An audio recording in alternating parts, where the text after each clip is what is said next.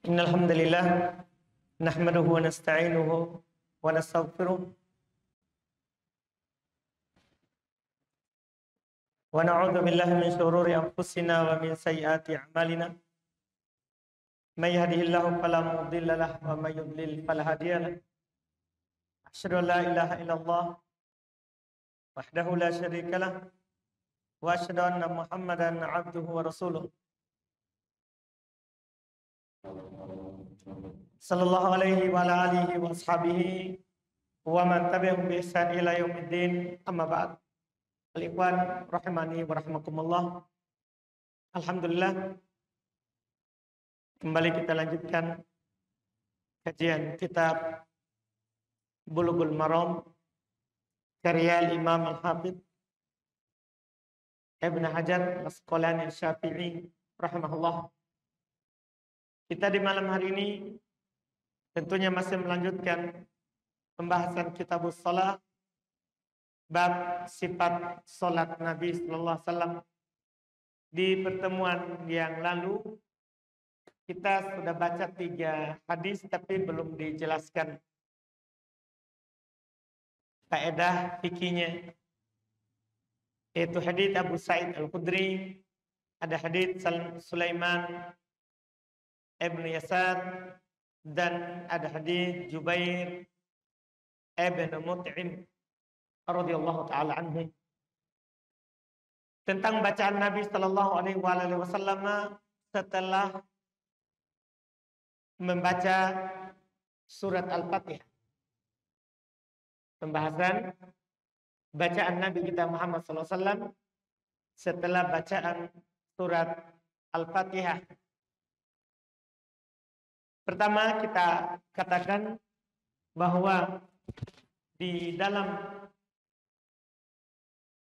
salat, sebagaimana yang lalu kita ingatkan, disunnahkan untuk membaca surat setelah Al-Fatihah di 2 rakaat pertama.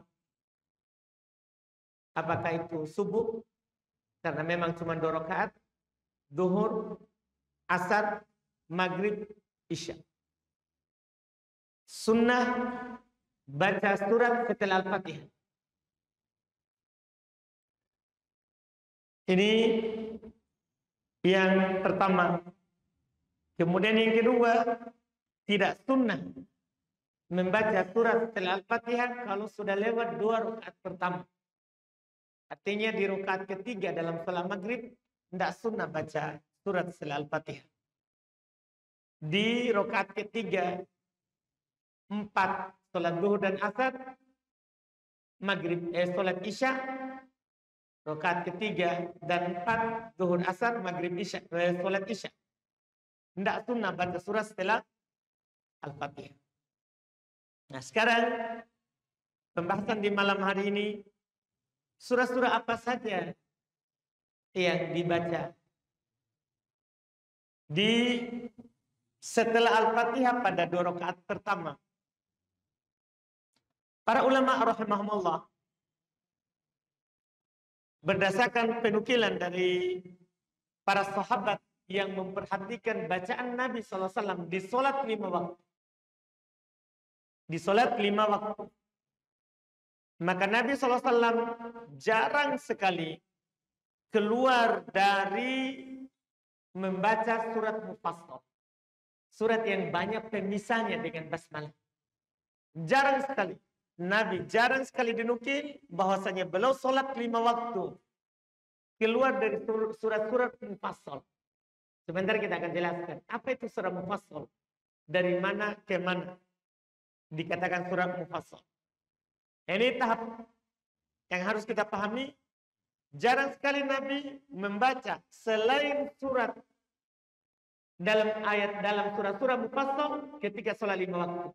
Nanti belum keluar dari surat mufassal kalau sholat sunnah.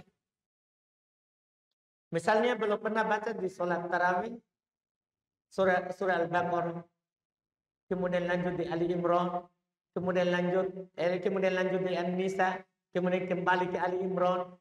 Itu di sholat sunnah. Belum baca surah-surah yang panjang. Tapi kalau di sholat wajib 5 waktu, jarang sekali Nabi keluar. Sekali kadang belum baca surat Al-A'raf, itu pun jarang sekali. Lebih sering Nabi membaca surat Mufassal. Nabi membaca surat Mufassal. Sekarang apa itu surat Mufassal? Para ulama rahimahumullah bersepakat tentunya akhirnya surat An-Nas. Hanya saja mereka berselisih awalnya surat Mufassal itu dari mana? Surat apa? Mayoritas berpendapat mulai dari surat Qaf. Iya, kita baca buka Quran. Iya. Boleh kita buka di HP, kita lihat bahwa supaya kita tahu mulai surat apa Nabi SAW baca. Jadi Nabi SAW kebanyakannya belum di surah Mufassal. Surah Mufassal itu surat apa? Ya, para ulama rahimahullah ta'ala menjelaskan mulai surah Qaf. Surah Qaf itu adalah dia berada di akhir-akhir juz 26. Surah Qaf. Surat Qaf. Iya, ini mayoritas. Kalau sebagian ulama mengatakan bukan, satu surah lagi sebelumnya, sebelum surah Qaf. Itu satu surat sebelum surah Qaf, maksudnya surat Al-Hujurat. Itu surat apa? Al-Hujurat. Karena surat Al-Hujurat itu sama juga dengan surah Qaf. Kalau kita lihat halaman yang dipakai.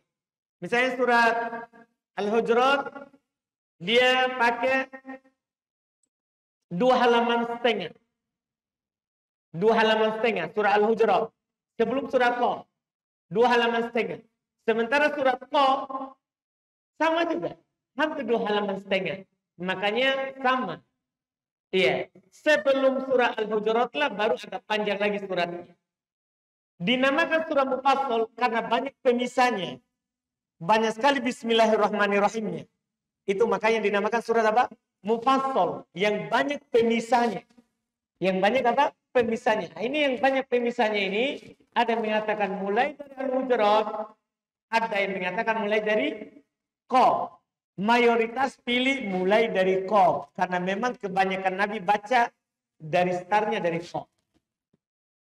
Ini imamnya Nabi SAW di sholat 5 waktu.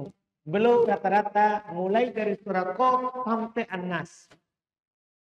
Rata-rata. Beda kalau imam-imam sekarang. Ya mungkin tidak belajar fikih sholat Nabi SAW. Sehingga kadang mereka di sholat 5 waktu lebih banyak Al-Baqarah, lebih banyak Ali Imran. Iya, lebih banyak. Ini kan menyelisih sunnah. Sunnahnya itu kebanyakan di sholat. Nanti beda kalau kita imam tarawih, baru Al-Baqarah. Mulai dari awal Al-Baqarah, Ali Imran, An-Nisa, terus. Iya, karena kan dalam sholat kita bagus contoh Nabi SAW. Apalagi memang di masyarakat awam. Masyarakat awam, itu kalau kita baca surat-surat yang mufassal, rata-rata kan mereka banyak yang menghafal. Artinya, walaupun agak panjang sedikit, mereka sudah tahu, oh sebentar berhentinya di situ. Dia akan ruku. Sementara kalau kita baca surat panjang, orang nggak tahu. Walaupun kadang kita mau hanya baca, satu halaman saja. Tapi orang nggak tahu ini mau berhenti di mana. Nah ini surah Al-Baqarah ada 2 juz setengah. Iya, ada 2 juz setengah. Ini masalah. Iya, lebih dari 40 halaman. Nah, ini kan masalah bagi orang awam. Apalagi belum mereka banyak sekali yang tidak hafal. Banyak sekali yang tidak hafal. Ditambah lagi, ada penukilan dari ulama kita rahimahumullah ta'ala seperti yang dinukil oleh Al-Imam Ibn Rajab rahimahullah, kata beliau wal afdal al-qiraati bi suratin tamma bil ittifaq. Paling utama itu kita baca satu surah dalam satu rakaat. Maksudnya Al-Fatihah baru satu surat. Kalau kita mau potong, mau pendek, kenapa kita pilih surat panjang? Dan sepakat para ulama, baca satu surat sempurna setelah Al-Fatihah itu lebih utama daripada kita baca setengahnya atau kita potong. Nah, kalau memang kita mau pendek, sekalian yang pendek. Jangan baca yang panjang. Karena itu mereka ini penelitiannya berdasarkan yang Nabi lakukan selama belum sholat. Para sahabat kan selalu di belakang Nabi. Seperti Anas bin Malik, itu kan belum semenjak Nabi ke Madinah, itu selalu bersama Nabi. 10 tahun bersama Nabi. Di saat mukim tidak safar dan di saat safar. Jadi banyak sekali penukilan. Nabi baca, Nabi baca, Nabi baca. Ini kan yang penting. Ini yang paling penting. Jadi ini penukilan. Bahwa yang paling utama adalah kita baca satu surat sempurna. Itu kesepakatan para ulama. Makanya Nabi SAW rata-rata di sholat 5 waktu belum memilih surat mufassal. Tadi surat mufassal berselisih awal. Sebagian ulama di Al-Hujurat karena sama dengan Qaf. Mayoritas ulama mulai dari Qaf sampai An-Nas. Sampai An-Nas itu namanya surat mufassal. Kemudian surat mufassal ini terbagi 3. Ini perlu dulu kita tahu supaya sebentar kita paham ketika para ulama mengatakan Nabi biasanya di sholat maghrib baca qisar mufassal. Di sholat duhur qasad mufassal. Di sholat subuh tiwal mufassal. Apa ini? Maksudnya ini ucapan para ulama. Nah, surah mufassal ini surah-surah yang banyak bismillahnya ini. Surah-surah yang banyak bismillahnya ini terbagi 3. Ada tiwal mufassal. Ada surat yang banyak tulisannya tapi panjang. Dan ada awsat al-mufassal. Ada yang pertengahan, tidak panjang, tidak pendek. Dan yang ketiga ada qisar al-mufassal. Pendek dari surah-surah pendek. Yang pendek dari surah-surah pendek. Sekarang, di mana startnya yang panjang dari yang banyak ini, yang dari yang banyak misalnya. Yang panjang mulai dari Qaf. Di atas pendapat mayoritas. Kalau di atas pendapat sebagian ulama berarti mulai dari Al-Hujurat sampai surat terakhir di juz 29 sebelum An-Naba, yaitu surat Al-Mursalat. Berarti mulai start dari tadi akhir juz 26. Surah Qaf, surah Hujurat kan akhir di juz 26, 27, 28, 29. Berarti 3 juz lebih ini namanya tiwal mufassal. Surah panjang dari yang pendek. Dari surah-surah pendek yang sering bismillahnya. 3 juz. Ini. Akhir juz 26, 27, 28 sampai akhir 29 sebelum amma yatasaalun. Sebelum surah An-Naba. Ini namanya tiwal mufassal. Terus awsatnya, pertengahannya, tidak panjang, tidak pendek. Mulai dari surat An-Naba, amma yatasaalun, mulai dari surat An-Naba, amma yatasaalun sampai ad-duha. Ada yang mengatakan juga sampai alam nasrah. Ya, cuman yang paling ini adalah sampai ad-duha. Jadi dari surat An-Naba sampai ad-duha itu namanya pertengahan. Tidak pendek, tidak panjang. Dipahami mungkin sampai ad-duha. Setelah itu dari alam nasrah, ya, al-insyirah sampai an-nas itu namanya qisar mufassal. Surat pendek dari pendek. Nah, ini harus pahami dulu. Supaya sebentar kita akan bahas bacaan Nabi SAW. Nah, ini juga untuk diketahui oleh kita yang kadang mengimami orang. Ya, supaya kita sholat ya minimal kita praktekkan sunnah di tengah masyarakat. Kan kalau hidup sunnah mati lagi bid'ah. Kalau hidup sunnah mati lagi bid'ah. Tidaklah hidup bid'ah kecuali pasti sunnah tidak menyebar di situ. Tapi kalau menyebar sunnah pasti bid'ah mati sendiri. Walaupun antum tidak bilang itu bid'ah tidak boleh dilakukan. Tidak. Hidupkan saja sunnah. Bid'ah akan mati. Bid'ah akan mati. Nah, sekarang kita bahas. Bacaan Nabi kita Muhammad SAW di sholat duhur. Ya. Bacaan Nabi kita Muhammad SAW di sholat duhur. Para ulama rahimahumullah taala, ya, mereka menjelaskan seperti yang dipegang oleh orang-orang Al-Hanabilah, ulama Hanabilah, bahwa Nabi SAW kalau sholat duhur itu belum biasanya membaca Awsat Al-Mufassal. Awsat, tadi kan sudah saya katakan kan, ada tiwal, Awsat, Qisar. Qisar. Nabi kalau sholat duhur seringnya membaca dari surat-surat Awsat Al-Mufassal. Yang pertengahan. Mulai mana tadi pertengahan? Startnya yang pertengahan. Tidak panjang, tidak pendek. An-Naba sampai Ad-Duha. Ini pendapat karena dibangun di atas hadis dari Nabi SAW riwayat Imam Muslim dari Jabir bin Samurah.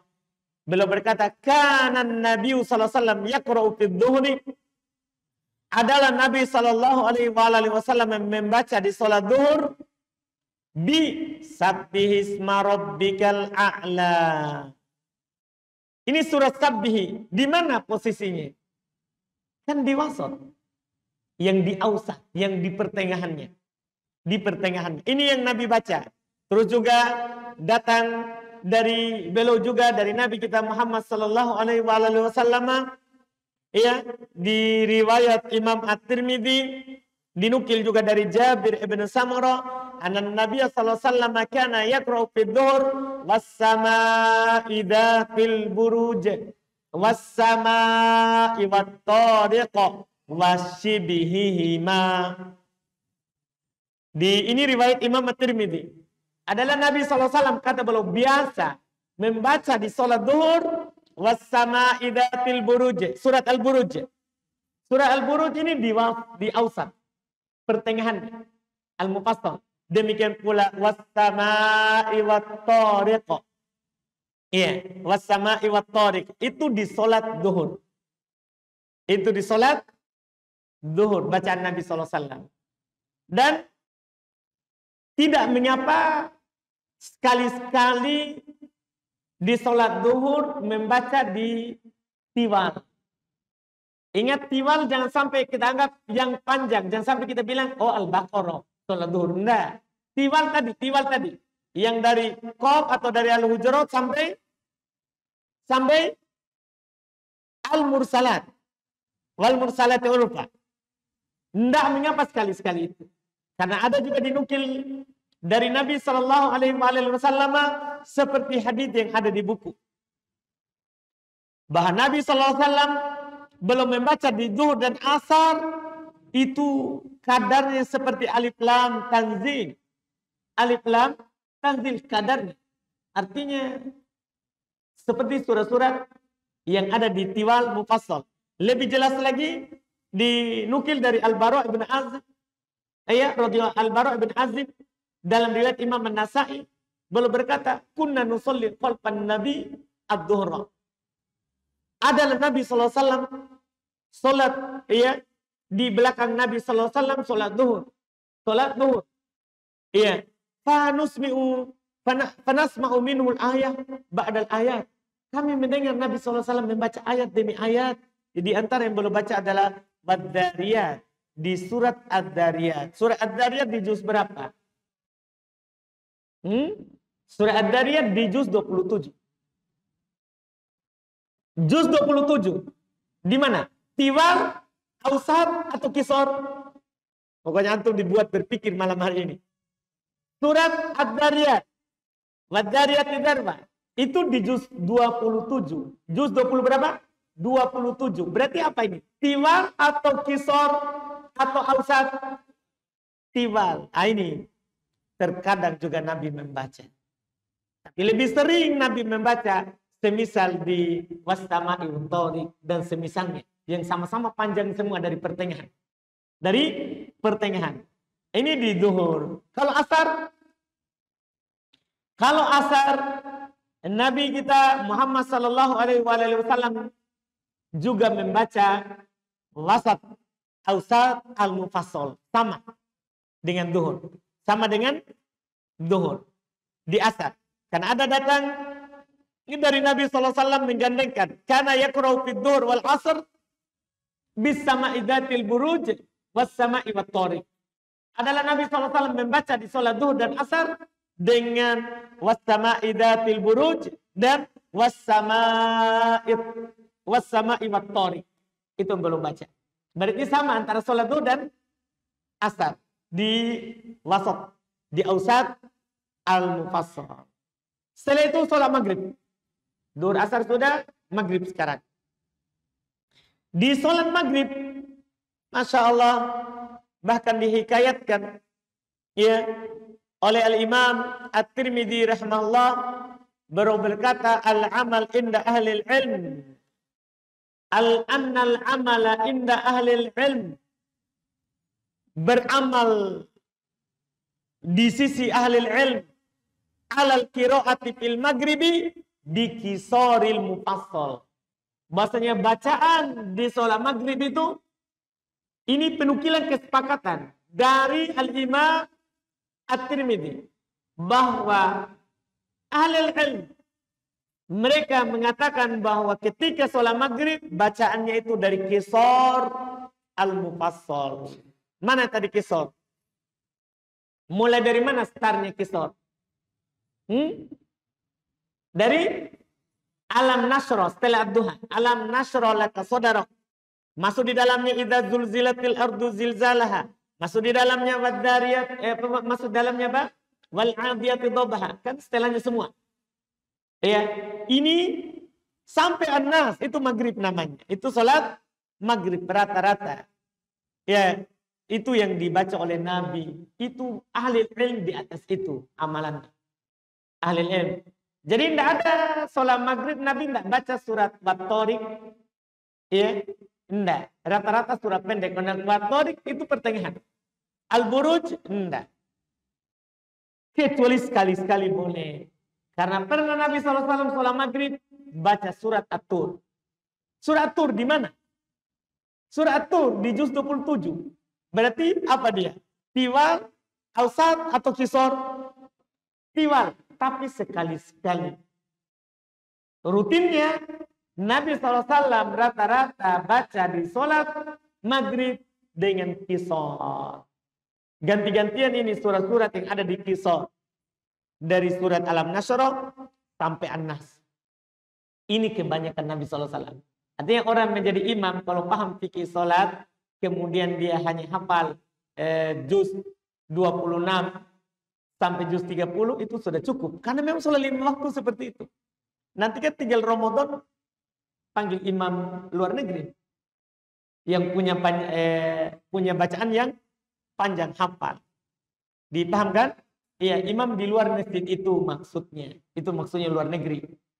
Dipahamkan? Jelas ini kan? Imam cukup hafal dari akhir juz 26 sampai 30. Itu cukup. Kalau imam 5 waktu. Imam 5 waktu. Kalau dia tidak bisa hafal semuanya.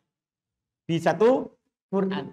Walaupun yang menghafal lebih banyak itu tentunya lebih bagus. Lebih bagus. Tapi untuk imam sholat. Bukan dia pakai hafalannya. Tapi pakai fikih. Pakai fikih. Ini sholat maghrib. Isya. Kalau Isya.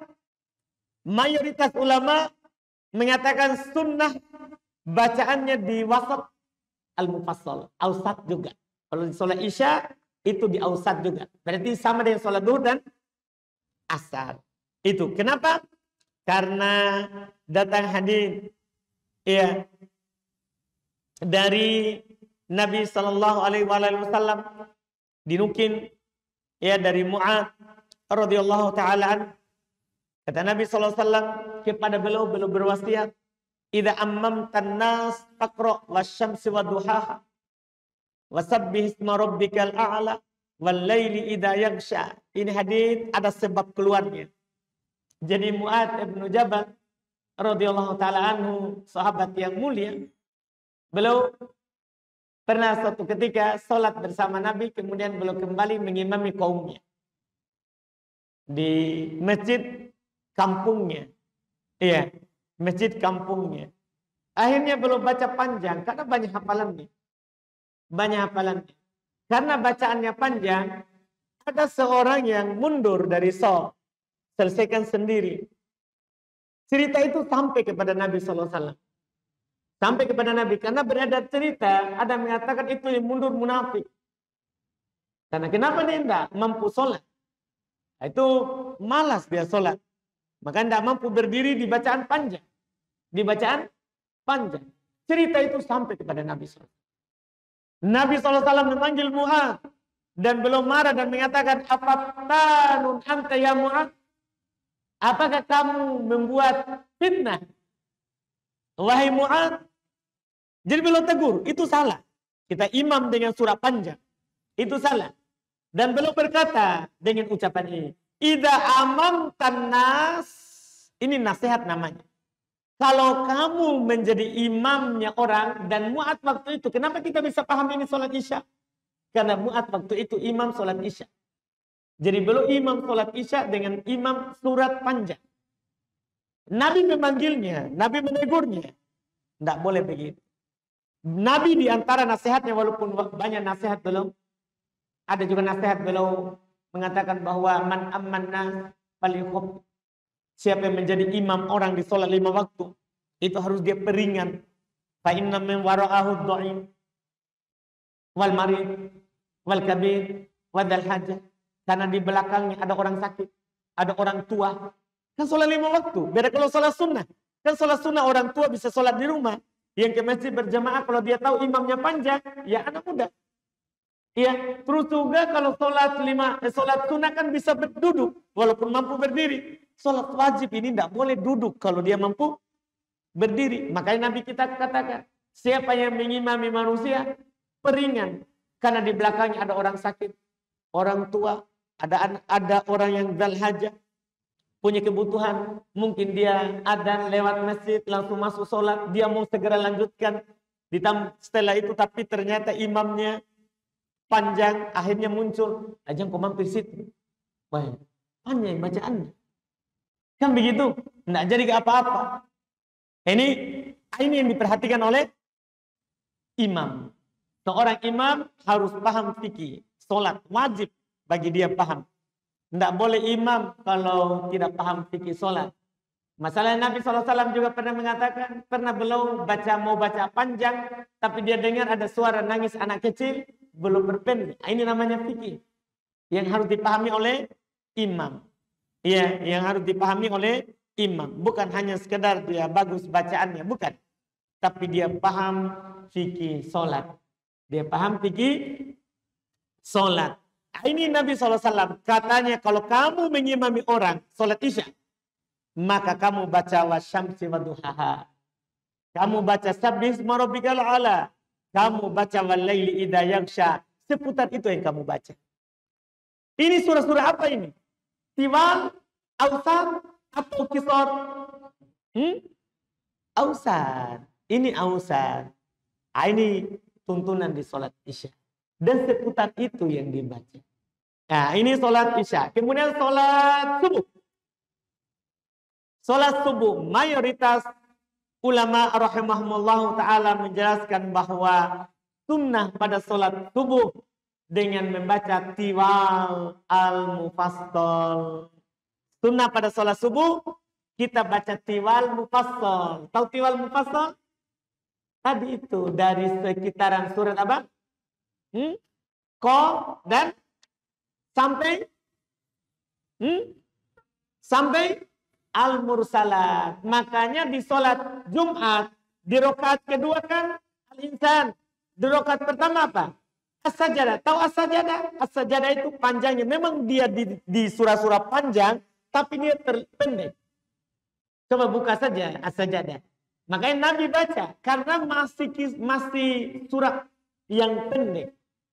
Pemisahnya dengan basmalah dekat. Itu as-sajadah.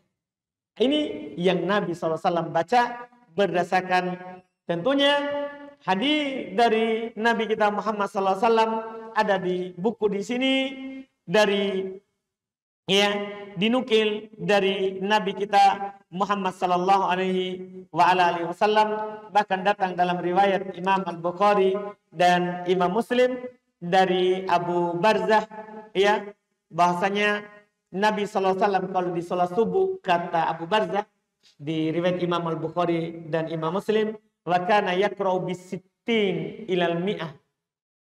Biasanya beliau, ini barusan ini penyebutan angka, adalah Nabi SAW biasa di sholat subuh itu baca 60 sampai 100. Yang isi ayatnya itu 60 sampai 100 di sholat subuh. Tapi kan kalau kisarannya di surat Mufassal, dia dibilang 60 itu sedikit. Karena ayatnya pendek-pendek. Beda kalau surat-surat yang Al-Baqarah, itu kadang bahkan ada di Al-Baqarah, satu halaman, satu ayat saja. Di Al-Baqarah. Satu ayat, satu halaman. Dipakai. Ayat tentang utang. Ayat tentang utang, piutang. Beda kalau di juz-juz ini. Juz tadi, 26, 27 tadi, 28, 29. Ayat-ayatnya pendek. Kadang dalam satu baris itu 3 ayat. Jadi kadang 100. Tapi hanya 2 halaman, hanya 2 halaman setengah, itu kisarannya. Itu kisarannya. Ini bacaan Nabi Sallallahu Alaihi Wasallam. Kemudian boleh nggak baca 2 surat? 2 surat dalam 1 rakaat. Kalau ini diperselisihkan, ada yang mengatakan makruh 2 surat dalam 1 rakaat. Iya, ada yang mengatakan makruh. Tapi yang benarnya tidak makruh. Tidak makruh dalam 1 rakaat ya. Tidak makruh. Boleh orang baca, misalnya dia mau tambah, dia baca surat Al-Ikhlas, dia tambah lagi An-Nas, boleh. Atau dia tambah lagi Al-Falaq, boleh. Atau langsung Al-Ikhlas, Al-Falaq, An-Nas, boleh dalam 1 rakaat. Sebagian ulama mengatakan makruh, tapi mayoritas mengatakan tidak makruh. Boleh hukumnya. Boleh hukumnya. Kemudian terakhir, boleh nggak surat yang sama di 2 rakaat? Jadi rakaat pertama, surat itu dia baca setelah Al-Fatihah. Rakaat kedua, masih surat itu pula. Boleh nggak? Di 2 rakaat, surat sama. Ini dinukil juga oleh para ulama rahimahumullah. Sebagian ulama mengatakan makruh. Sunnahnya itu rakaat pertama surat lain, rakaat kedua lain juga. Tapi mayoritas mengatakan tidak makruh. Mayoritas mengatakan tidak makruh. Iya, bahkan yang benarnya ini karena pernah dinukil dari seorang lelaki di dalam riwayat Imam Abu Daud, seorang lelaki dari Juhainah, beliau katakan anak Nabi sallallahu alaihi wasallam shalla bihimul fajr, bahwasanya Nabi sallallahu alaihi wasallam salat mengimami mereka salat subuh, faqara'a idza zulzilatil ardu zilzalaha fi rak'ataini kilaihima. Nabi pernah salat subuh mengimami mereka di satu kampung, maka Nabi membaca surat idza zulzilatil ardu zilzalaha di 2 rakaat. Artinya rakaat pertama setelah Al-Fatihah, idza zulzilatil ardu zilzalaha. Di rakaat kedua juga sama. Tentunya ini yang benarnya yang mengatakan boleh tidak makruh. Boleh tidak makruh. Boleh kita baca surat yang sama di 2 rakaat salat kita. Tidak ada masalah. Misalnya kita baca di salat zuhur, ya, kan salat zuhur kan kita baca surat setelah Al-Fatihah. Rakaat pertama Al-Kafirun. Rakaat kedua Al-Kafirun lagi. Rakaat pertama An-Nas. Rakaat kedua An-Nas lagi. Sisanya tinggal tunggu imam ruku. Sisa tunggu imam ruku. Tidak ada masalah. Terus juga bagaimana kalau imam belum ruku? Tambah lagi suratnya. Kan boleh tadi. Ini fungsinya ini fikih yang kita tahu. Ketika kita sholat zuhur, kan kita tidak dengar dia baca apa. Panjang atau pendek. Ketika kita sudah pilih surat, kita sudah selesai. Imam belum. Tambah suratnya. Boleh. Tidak ada masalah untuk tambah. Boleh tidak ada masalah untuk tambah suratnya. Boleh. Ketika sudah selesai satu, belum tambah lagi. Iya. Karena dia baca ya idas sama, dia baca walail idza yaksha di salat duhur, kita baca An-Nas. Otomatis kita akan ulang berapa kali An-Nas. Karena beda panjangnya. Imamnya baca di Awsat, pertengahan, kita malah baca di Kisor. Ini kan masalah. Cuman mau di apa? Siapa tahu tidak ada hafalan. Hafalannya adalah surah andalan saja, trikul. Itu kan ya masalah. Ya tapi tidak ada masalah. Tidak ada masalah kita mengulang-ulang surat. Iya, baca 2 surat, 3 surat dalam satu rakaat. Tidak masalah, tidak makruh. Tidak makruh. Ini alhamdulillah. Iya.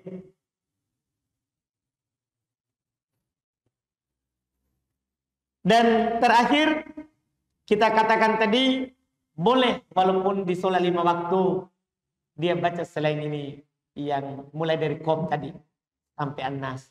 Boleh dia baca di sholat 5 waktu. Hanya saja itu tidak dirutinkan. Ya, sebagian orang kan, ya saya pernah menjumpai imam, dia merojak hafalan. Jadi dia berurut dari Al-Baqarah sampai An-Nas.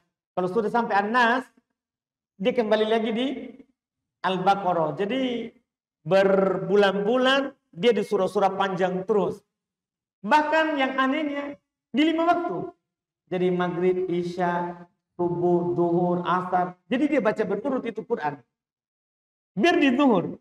Ini kan sudah menyelisih sunnah. Kalau sekali-sekali kita baca Al-Baqarah, sekali-sekali kita baca An-Nisa, sekali-sekali kita baca Ali Imran, tidak mengapa. Tapi sekali-sekali. Adapun sholat malam, memang seperti itu yang dianjurkan. Kita jangan baca surat pendek. Sholat malam, sunnahnya sholat surat panjang. Diukin dari Hudzaifah bin Yaman dalam riwayat Imam Muslim, beliau berkata, beliau katakan annahu shalla ma'an Nabi sallallahu alaihi wasallam salatul lail. Bahasanya beliau pernah salat bersama Nabi sallallahu alaihi wasallam salat malam. Faqara'an Nabi salat malam, faqara'an Nabi suratul Baqarah. Maka Nabi membaca surat Al-Baqarah. Tsumma suratun Nisa. Kemudian beliau baca lagi surat An-Nisa. Tsumma Ali Imran. Kemudian kembali lagi di Ali Imran.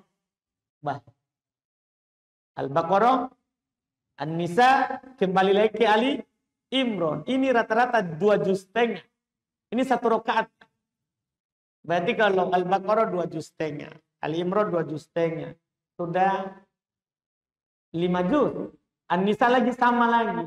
Juz setengah berarti 7 juz lebih. 7 juz. 1 juz 10 halaman. 1 juz 20 halaman. 10 lembar. Berarti kalau 7 berarti 70 lembar.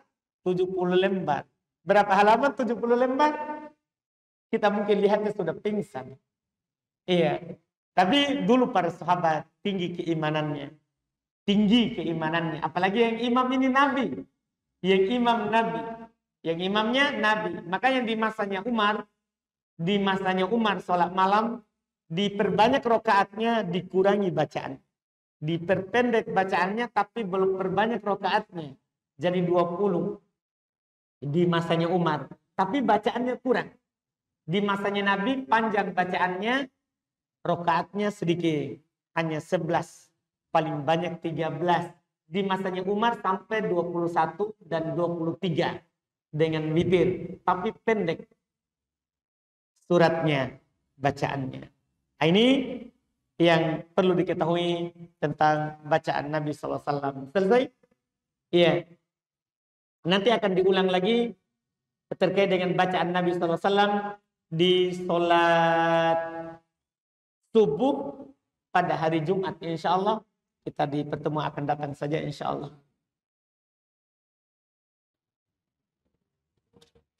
Kalau ada pertanyaan silakan.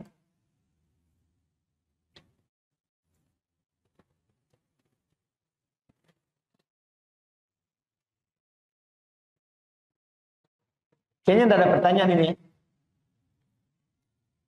Ada yang mau bertanya? Kalau tidak ada kita tutup. Walaupun belum habis waktu. Tidak ada masalah berarti hari ini?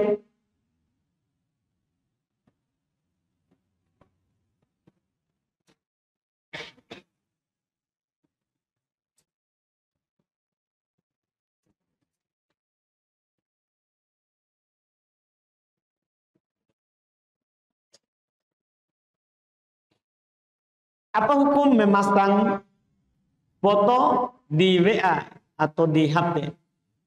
Jadi kita di foto profil, gitu mungkin ya. Tergantung untuk apa dulu. Untuk apa kita pasang? Iya. Kalau tidak ada kebutuhan seperti KTP, paspor, surat nikah, ya tidak perlu kita memasang. Kalau misal pekerjaan, ya dia bosnya bilang semua pekerja harus pasang fotonya di profilnya supaya dia tahu ini kontaknya siapa. Misalnya bosnya tidak simpan nomor, dia cuman lihat saja ini anggotanya, ini si Fulan. Memang kalau pekerjaannya boleh kita pasang, tapi kalau tidak ada tuntutan seperti itu tidak boleh kita pasang. Iya, tidak boleh kita pasang.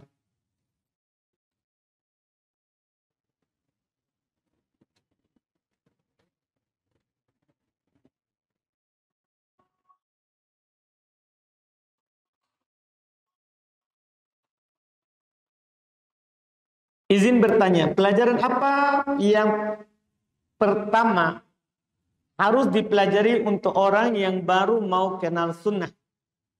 Iya, yang baru mau kenal sunnah. Yang baru kenal sunnah, kalau baru mau belum berarti. Yang baru mau kenal sunnah. Dan umur saya ini sudah masuk 45 tahun. Apakah tidak terlambat lagi untuk belajar agama dan sunnah-sunnah Ustaz? Tidak. Para ulama rahimahumullah, ada yang umur seperti kita baru belajar dan jadi ulama. Beda tipis sedikit dengan kita ini, ada yang paling terkenal Imam Al-Kisai. Dia mulai belajar Pak umur 40 tahun. Sebelumnya dia pengembala kambing. Sebelumnya. Setelah itu dia kenal hidayah, dia belajar jadi ulama. Tidak ada terlambat. Tidak ada terlambat dalam belajar. Ya, banyak lagi ulama yang lain. Yang belajarnya itu dikenal hidayahnya di masa tua. Jangan kita pikir bahwa itu para ulama, pasti dia dari kecil hafal Quran. Tidak.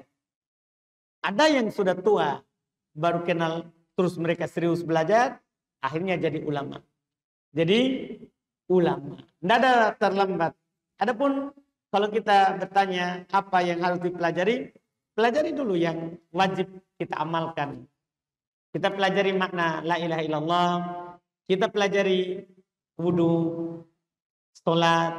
Kita pelajari puasa. Hal yang wajib kita kerjakan sehari semalam. Hal yang wajib kita kerjakan sehari semalam. Setelah itu, kalau itu kita sudah pelajari, maka kita boleh melanjutkan ke pelajaran-pelajaran yang lain untuk lebih memperdalam. Itu wallahu alam.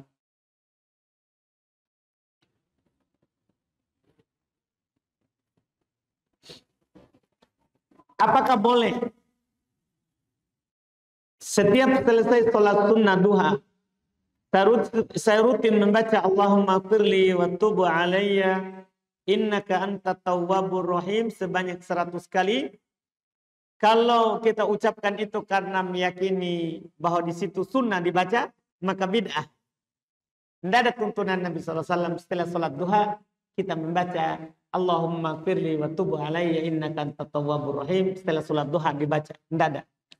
Tidak ada tuntunan Nabi SAW. Tapi kalau kita membaca bukan karena keyakinan sunnah, kita pengen saja baca. Ingin bertobat dan kembali kepada Allah dengan membaca tadi. Allahumma firli, ya Allah ampunilah saya. Wa tubu alayya, dan terimalah tobat saya. Innaka antal ghafurur rahim, atau innaka antat tawwabur rahim. Sungguh engkau maha menerima tobat lagi maha penyayang. Boleh dibaca kapan saja. Boleh dibaca kapan saja. Dikhususkan di waktu duha, itu butuh dalil. Itu butuh dalil.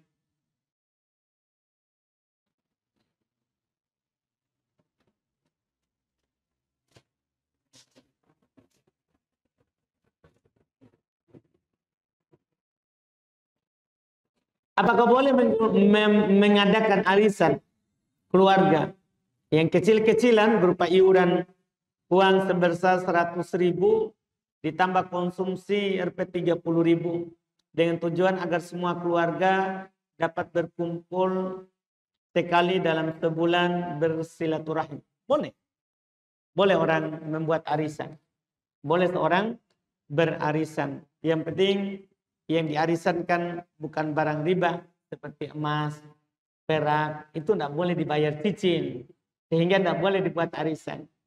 Adapun selain barang riba yang tidak mengharuskan serah terima di tempat, itu boleh diarisankan. Boleh seorang arisan kulkas, arisan mesin cuci, arisan apalagi misalnya yang bukan barang riba. Arisan uang panai boleh. Nah, misalnya para anak muda boleh, itu jalan keluar itu. Jadi yang keluar itulah nanti yang menikah. Masya Allah. Itu yang kita bilang tadi. Oh bukan sih. Tapi saya baca karena tidak ada suara, jadi saya cuma baca mulutnya. Wah, sudah menikah Pak? Belum. Berpantasan saya baca mulut tak menikah. Baik, alhamdulillah. Jadi boleh orang arisan uang panai. Jadi para anak muda kumpul. Ayo kita arisan. Iya, misalnya 50 orang kumpul. Iya kan? 1 bulan 1 juta. Kan lumayan jadi 50 juta. Wah, acara besar begitu. Iya, boleh itu, boleh diadakan. Masya Allah. Arisan uang panai. Idenya Bapak. Semoga kita cepat menikah, saudara. Dah. Nggak amin kan? Bibir amin, nggak mau. Ya Allah. Semoga cepat menikah.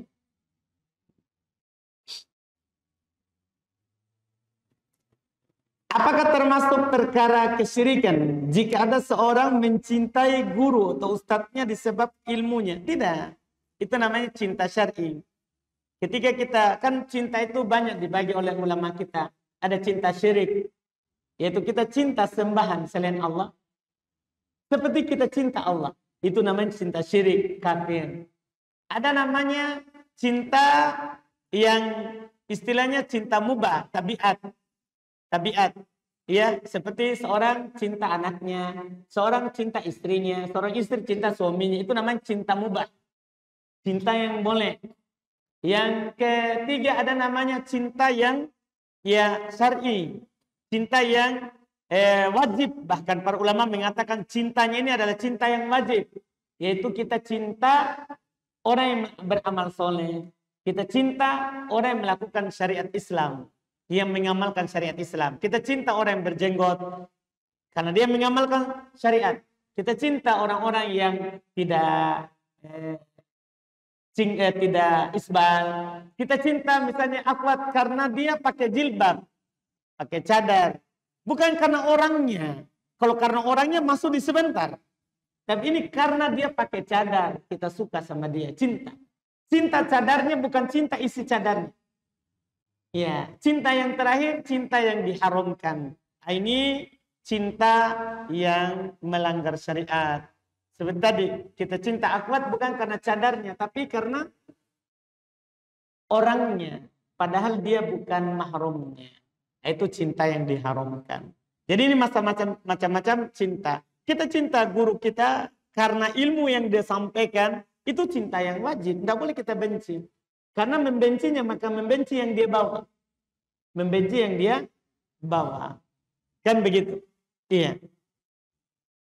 Kemudian bolehkah mengulang-ulang doa ketika mengulang-ulang doa kita ketika pada saat sujud mulai rakaat pertama sampai rakaat terakhir? Boleh.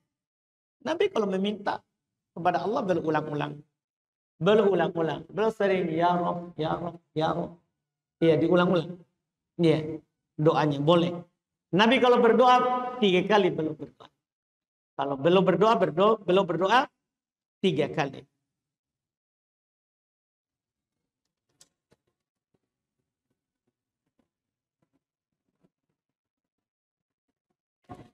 Apa hukumnya menggantung hiasan dinding di dalam rumah yang berlafazkan nama Allah Subhanahu wa taala dan nama Muhammad? Kalau digandengkan itu masuk syirik. Karena menyamakan Allah dengan Nabi Muhammad. Allah Rabb. di atas langit. Tidak sama dengan Nabi Muhammad. Nabi Muhammad hamba, bukan Tuhan. Nah, ini tidak boleh. Sisi pelanggarannya di situ tidak boleh. Sisi yang kedua, kalau itu dijadikan jimat, itu tidak boleh. Ya, jadi penangkal kejahatan tidak boleh. Karena jimat, walaupun dari Quran tidak boleh orang buat jimat. Tidak boleh. Karena yang menggantung jimat itu syirik. Kata Nabi SAW, man ta'allaqa tamimatan faqad asyrak. Siapa yang menggantung-gantung jimat, maka sungguh dia telah berbuat syirik. Sungguh dia telah berbuat syirik. Tidak dibolehkan kalau itu jadikan jimat. Kemudian adapun atau lafaz Quran lain juga sama. Quran lebih-lebih lagi. Quran diturunkan bukan untuk dipajang, tapi untuk dibaca dan ditadabburi. Quran itu diturunkan adalah untuk ditadabburi, bukan digantung. Allah Subhanahu wa taala berfirman, "Afala yatadabbaruna al-Qur'an?" Tidakkah mereka mentadabburi Al-Qur'an? Itu anjuran dari Allah. Bukan untuk dipajang, sekali lagi, tapi untuk ditadabburi, untuk dibaca. Untuk dibaca. Itu wallahualam. Alhamdulillah kita cukupkan dan sudah selesai pertanyaan. Subhanaka wa bihamdik, asyhadu an la ilaha illa anta, astaghfiruka wa atubu ilaik. Assalamualaikum warahmatullahi wabarakatuh.